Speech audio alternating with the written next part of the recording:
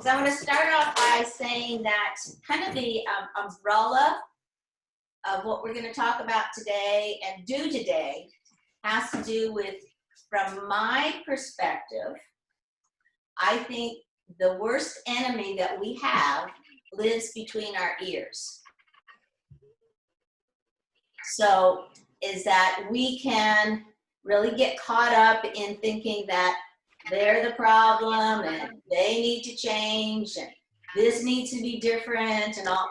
And really the problem is between here. And last week I talked about how easy it is to misinterpret information that we get from our parents, our siblings, and our peers in the first 6 years of life. And that information can end up making us feel like we're less than, we're not worthy, we're not lovable, we're not capable. And it really has very little to do with it. It just has to do with how the mind is wired and how we receive information. And then, you know, we're going to focus on how to correct it. But, you know, the point that I made last week was I said, you know, if both of your parents, just imagine, both of your parents were highly educated, very linear people, very, you know, they really, that's how they approach life. It's how they were wired. And you were a creative being. You know, you were just more yin, more spatial. Your brain did not really understand logical, linear thinking. You know, it's not how you approach things. That because our mind, between the time we're born, or even while we're growing in the womb, it actually starts taking place while we're growing in the womb, is in the first 6 to 7 years of life, our mind is in copy and paste. So if we had the scenario where both of our parents were very linear, very well educated, you know, this is how you approach life, your mind would automatically go, oh, this is how I'm supposed to do it. But you're not wired that way. So you couldn't be successful. So then they would, you know, the whole thing of, well, we'll just yell louder. You know, if we say the same thing, but we yell louder and we're more demanding and more, you know, push harder, you know, she'll get it, she'll get it, she'll get it. But you don't, because you're wired differently. So what ends up happening? You feel like, God, you know, I'm not very smart, or I'm never going to make the cut. And it has nothing to do other than the fact that your parents are wired differently than you are. Your partner is wired differently than you are. You know, your siblings are wired differently than you are. And that's why, you know, all of this is about, is figuring out, how are you wired? Because once you figure that out, what's between your ears goes from being your worst enemy to your best ally. And when you understand the mechanism of how this works, we're not talking just cognitively, that's to me is veneer, just the surface. You really have to understand it in a palatable, sensorial manner so that you can go in there and change the software. You know, computer programmers, you know, it's not like a single online weekend course. They spend a lot of time going in and delving and playing with and, you know, exploring and understanding the system and then breaking it up. And that's what we're doing here. But we're doing it with crayons and paper and scribbling, but we're doing the exact same thing. So take this from your worst enemy to your best ally. Okay? And why is this so important now?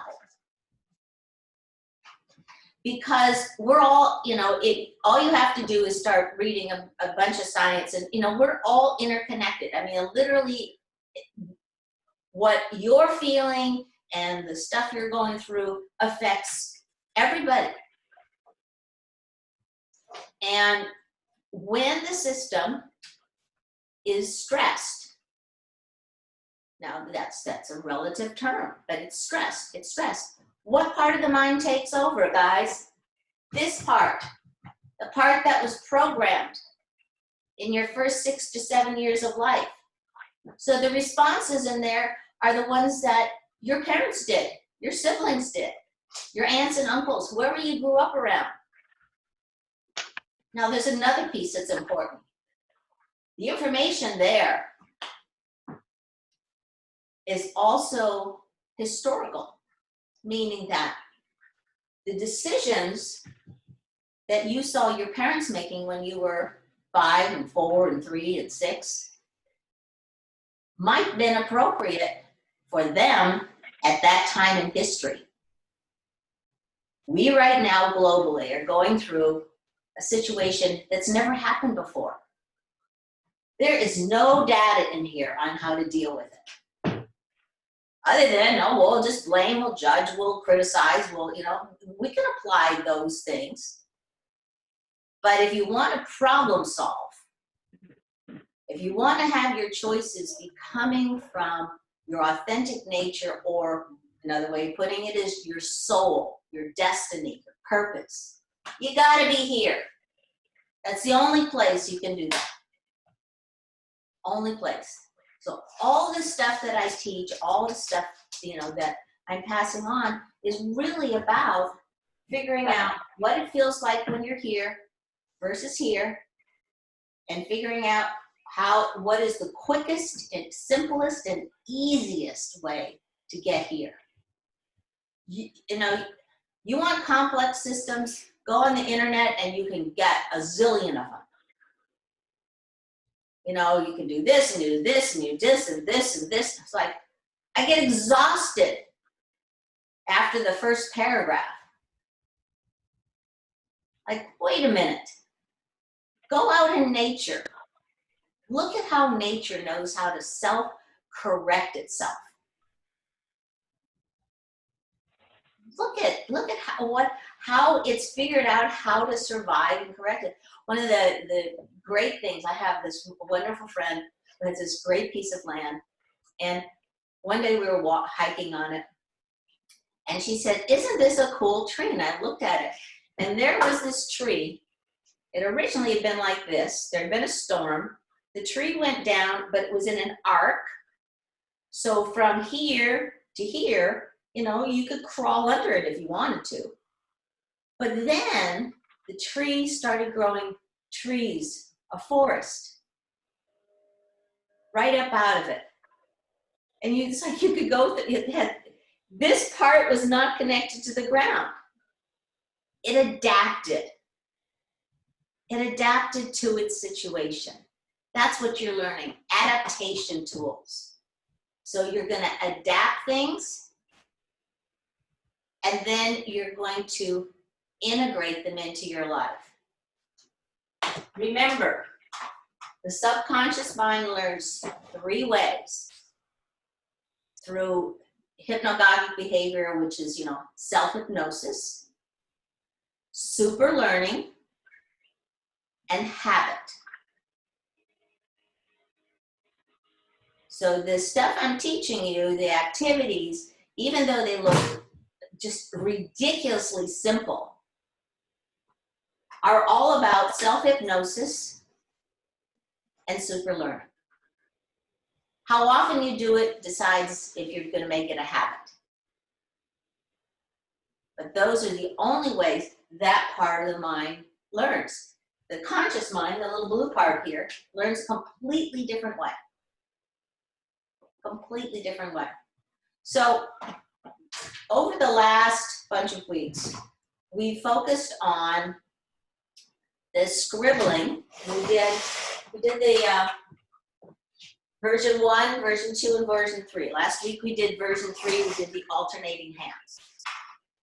You know, version 1 was individual hands, and we were focusing on the rhythm and the movement, and just really trying to use that to connect with our senses, our sensorial experience of life. And I talk about the body having 2 minds, from the neck up and the neck down. And so this really, we're focusing on how can we use something as simple as scribbling to really connect with what are our experiences right this minute. I mean, how often do you pay attention to how something feels? I mean, you know, when we're eating a piece of pie, we do. You know, when we're giving somebody a hug or getting a hug, or, you know, but do you do it, you know, pay attention moment to moment to moment? Because that kind of paying attention keeps you here in the conscious mind. Why? Because you activate that conscious mind through awe, wonder, and discovery. So if you're being inquisitive, like, well, how do I feel about that? Do I like this chocolate bar, or do I like that one? Just inquiring, just pondering activates that. And since this is an either or, you automatically suspend all the other stuff you got in your early childhood, and you get to make a new choice. Okay? So then we did 2 hands with the scribbling. And that, because you're using both hemispheres, you go, guess what? You go super learning. Real simple, crossing the midline. It's real simple. But that's what we're doing. We're doing simple, lowest common denominator. Last week we did, yes, Carrie. Nancy, are you saying simple learning or super learning? Well, actually it's both, but I'm saying simple. Okay. But you know, your question really brings up something I feel very strongly about, is the simpler something is, in my opinion, the more powerful it is.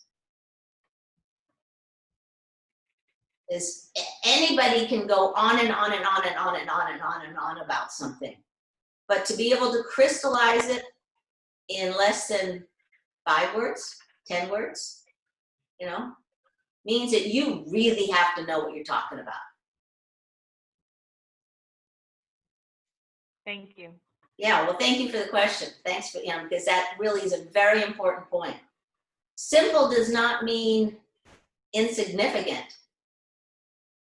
It's it's concentrated. It's like concentrated orange juice, okay? So last week we did the alternating, and that allowed you to ponder even deeper. And that's what you want to be doing. You want to be pondering deeper. It's like, well, why would they say something like that? Or why would they do something like that? Now, you might not know the absolute answer, but the pondering of it and coming up with, you know, like, why? I mean, there's so many things that people do that I just do not understand on why they would do or say or behave that. I was like, I don't get it. I know I'm not stupid, but I just don't get it. And that's because I'm wired differently. I approach life differently. I value different things than other people do. And doing these things helps me really come to terms with, guess what? That's who I am. That's who I am. That's my honor code. That's where my integrity line is. Guess what? What you see is what you get. And you want to get there because then you have contentment. If you are overwhelmed, stressed, confused, upheaval, you know, any of that, it means that you've got a third world war going on inside of you. That what you want to create, your soul wants to create, what your purpose here is counterproductive to what you were told. And so my phrase is, learn to be the person you were designed to be, not the person you were taught to be. That's, you know, there's gonna be some crossover in qualities, but it doesn't, but if you are out of balance, that's when things, you know, you're unhappy. This is how the body lets you know. Guess what? This is not the right road. It's like that little sign that's, you know, the circle with the line says wrong way, don't go this way, don't go, don't. Well, pay attention. Don't drive off the cliff. So what I want us to do, we're going to jump over to activity number 4. We've done this before, but I want to do it today because it's about incorporating and using the breath to drive your movement. Now we're going to do it. We're going to do it on paper with crayons. We're going to do it with a spiral. It's very simple. But what I'm really wanting you to do is incorporate this into your day. And what I mean by that is that when you're wiping down the counter in your kitchen after you've been cooking, or wiping down the stove, or wiping down something, is you don't just kind of go like this mindlessly. I want you to have your breath drive your movement. And so we'll do the activity and then you'll understand what I'm saying, okay? So the 4th activity in the program is called the labyrinth. And what it is, it's basically you just draw a spiral. It's a combination of labyrinth walking. Can you see that? Okay. Anyway, so it's a combination of labyrinth walking. I'm just drawing a spiral, Pam. Don't worry about it. It's really simple. Okay? Is that it's a combination of labyrinth walking and yoga breathing. Okay? So what you do is you know, I have people close their eyes, take 3 deep breaths. But remember, the 3 breaths and the closing of your eyes is just in the beginning to be able to kind of put blinders on yourself so that you can focus more deeply inside of yourself. After you get good at this, you don't have to close your eyes and you don't have to take 3 deep breaths. But it just means you're not going to be seeing the things on the wall. And I mean, you're going to just really be able to go inward. So that's the point of the 3 breaths beforehand and closing your eyes. So we're going to take 3 deep breaths. We're going to close our eyes. We're going to take 3 deep breaths. Then after the 3rd deep breath, you're going to take 1 more deep breath. And then from that breath, you're going to start drawing a spiral. But the trick is, you can only move your crayon on an exhalation. So let's watch this.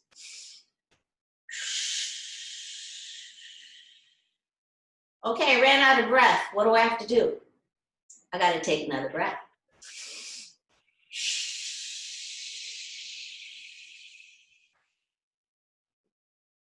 Ran out of breath. Got to take another breath. So I want you to spiral in approximately 3 times. When you get into the center, then come out 3 times. You can either trace your existing lines or draw new ones. It doesn't matter. Also, you'll notice that when I was exhaling, I was making a sound. Why? Because most people are not aware of their breath. But if you're making a sound and you run out of breath, guess what? The sound goes away. So then you know that, oh, I'm out of breath. Oh, I got to take another breath.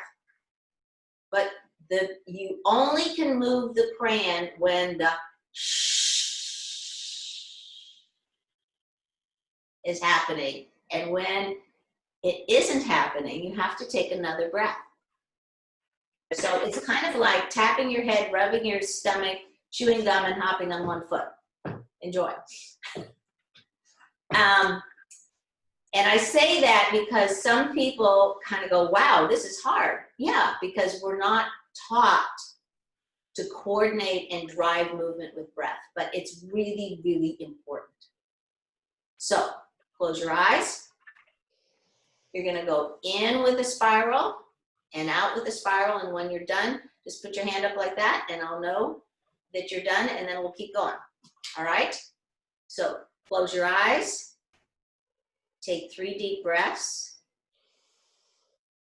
And then on the next breath, start making a sound and you do a spiral and you go in and then you come back out again. So, was it easy or difficult to drive your movement with your breath? Anybody? Easy. Easy, okay. Pam? Good? Yeah, great.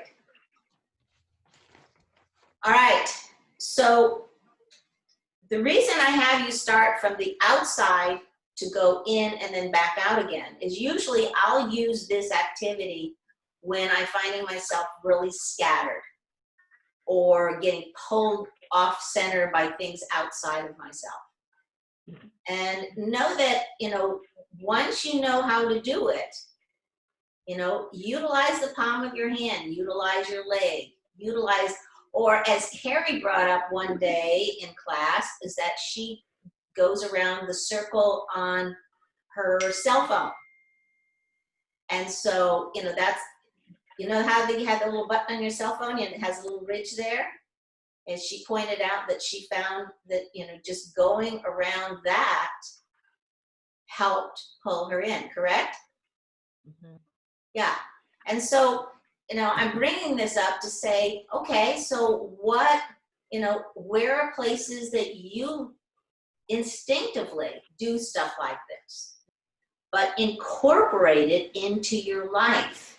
Meaning you can do a spiral as you're stirring the vegetables in the pan, but make sure you're driving your movement with your breath. Driving your movement with your breath. You can do it, while you're vacuuming. You can do it cleaning the sink. You can, but find places, because remember, we have hypnosis, super learning, and habit. You want to take the activity, you want to adapt it to your life, and then you want to integrate it in as many spaces as possible. And that way, it'll become part of your life. It's not something you have to set and schedule time for, because it's not going to happen. It just isn't. We're all old enough to know that that doesn't work. You have to find a way to do it with the things that have to be done. So, if you're, in a grocery store, you're in a line, or, wherever it is, that you were having to do. And back to time in history. We are at an extraordinary time in history right now, where, the stakes are incredibly high, and we are all being demanded. What's being demanded of all of us is figure out how to be part of the solution, not part of the problem.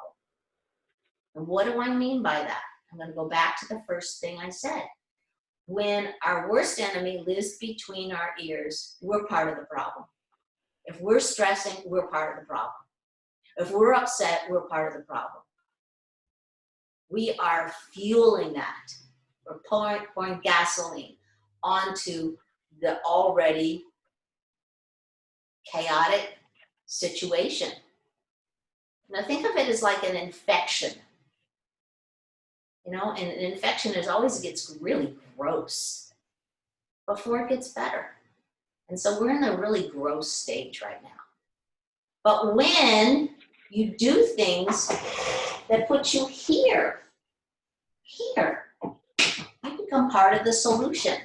Not that you're calling up the administration, or calling up world leaders, or organizing something on a big scale.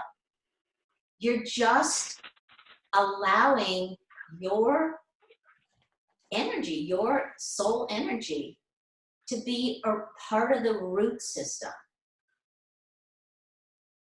Somebody pointed out to me many, many years ago that, okay, the tree's branches are this big. How far do the roots have to be? At least this big, and hopefully a whole lot bigger. Because when the storm comes, the ground is saturated, and if this is bigger than the root system, what happens? Everything topples. And that's what's happening right now globally. Everything is toppling because we've been overextended and haven't had a good root system. So what we're talking about with these activities is building a good root system. Last little thing is that somebody once said to me, you know, that we're talking about tsunamis. And the advice was that when a tsunami happens, the way you're supposed to respond is run to the highest ground and tie yourself to the biggest tree. Not hold on to the tree, tie yourself to the biggest tree. So it looks like we're scribbling. It looks like we're drawing circles and lines. It looks like we're doing spirals. But we're becoming that biggest tree. So that, you know, others can tie themselves to the biggest tree. So that's what, you know, that's what this is about. So today, go from worst enemy to best ally and become the tree that other people can tie themselves to. That doesn't mean you're taking care of them. That's very different. It means that you are a strong, old tree in the forest.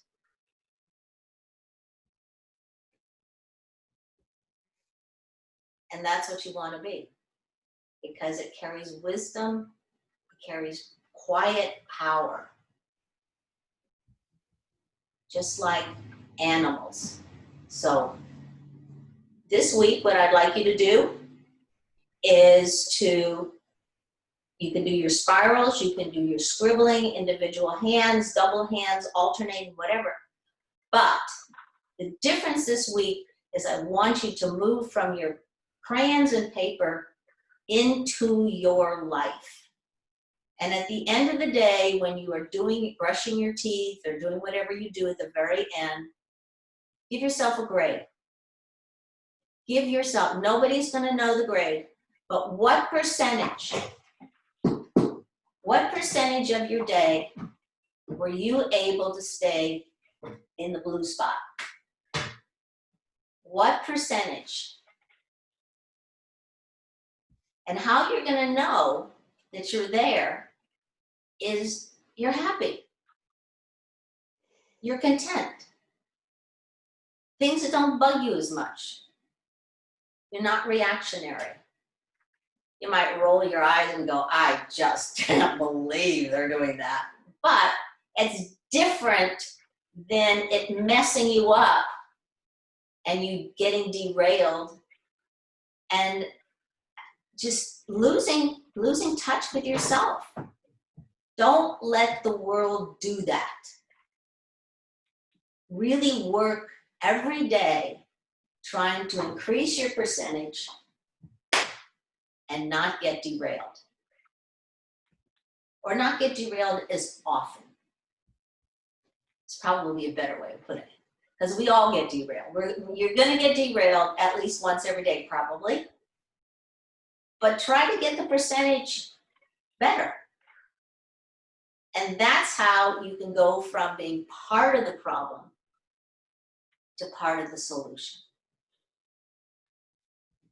It means that every time somebody walks through your energy field or has any kind of contact with you, even if it's just waving as we social distance,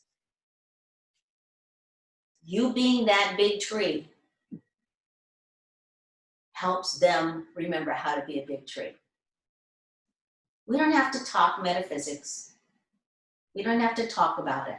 We just have to be it. And in closing, Gandhi says, be the change you want to see. Be it. Not talk about it, not sell it, not promote it, not brand it. Be it. And I'll see you next Monday.